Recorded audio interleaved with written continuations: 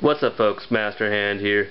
I'm being more serious this time, so don't expect any sketches or fights with Crazy Hand or anything like that. Anyway, on to talking about Mega Man 10. The reason I'm being more serious is because, well, there's really nothing to make fun of. Or at least not anything you haven't heard thousands of times before anyway. I mean, do any of you really want to see me make fun of Sheepman for the 10 millionth time?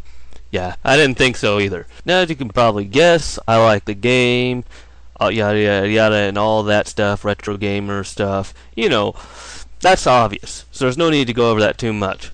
But one thing is, opinions seem to vary on whether or not this one was better or Mega Man 9 was. My personal opinion, this one was better. And my reasons for that is, I just simply enjoy it, and that's all there is to it. Personal aesthetics, that's really all it comes down to. One thing that is worth talking about is some of the common complaints. Now, first of all, easy mode. Let me tell you something. There's a reason why they have easy mode this time. Trust me. If you play it, you'll be like, oh yeah, I see now. Yeah, that makes sense. Because the moment you play it, you notice it's a hard game.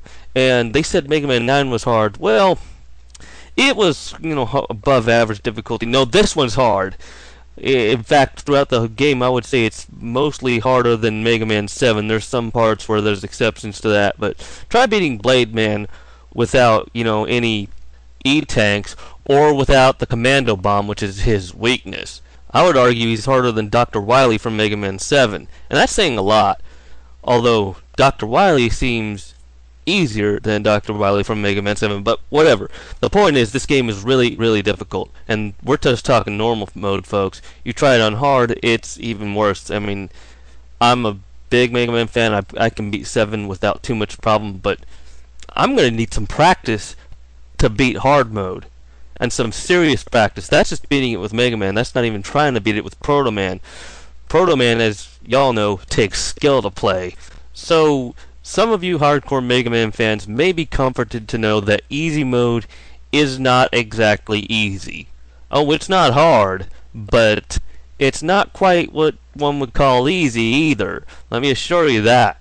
As far as Sheepman goes, yeah, I myself was very iffy about that to begin with. But then again, there was Clown Man and Burner Man that had been there previously, so Sheepman really wasn't too bad if you catch my drift. But also, it turns out Sheepman is a reference to, I don't know if it's just a book title or if it was the same before it was a book title, but there's a book title by Philip K. Dick called Do Androids Dream of Electric Sheep? That's what Sheepman is a reference to. In fact, his level is electrically themed, so it's really not as bad as we all thought it was. Now, another complaint is the weapons. Okay, yes, they're not as powerful as Mega Man 9's weapons, but that's not saying a whole lot. They're still fairly useful. Let's face it, Mega Man 9's weapons practically turned you into a demigod and made the game way, way easier than it was intended to be. So, yeah, I mean, I enjoyed using them too, but really, it's nothing to bitch about too much. I mean, sure, it was a nice luxury while it lasted, but let's be honest about it. Mega Man 10's weapons are still useful. They just don't allow you to break the fucking game practically. And that's pretty much how it really should be if you think about it. Those complaints aside, another thing that's worth noting about the game is the new features. One thing that's really great is that Proto Man finally gets to shop.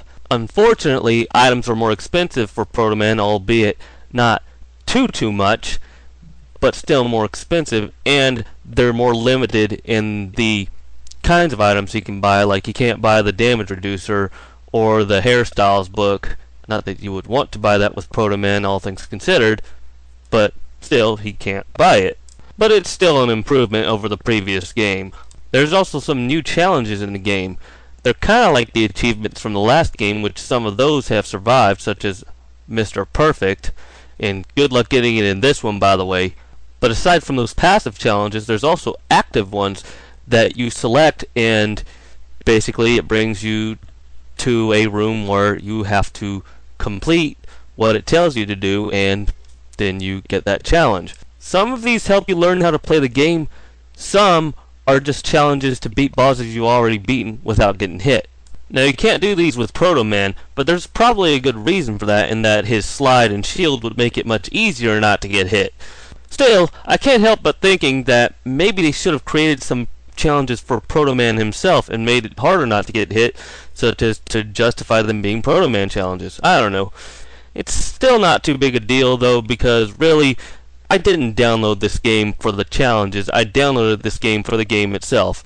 So, there you go. One final thing of note is the change in this game's focus. Mega Man 9 focused on nostalgia, and it worked pretty well.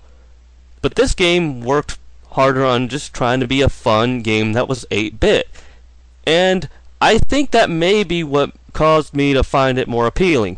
Now, it's not because the designers had that intent, but maybe because they had that intent, they designed the game and made it more fun, is what I'm saying.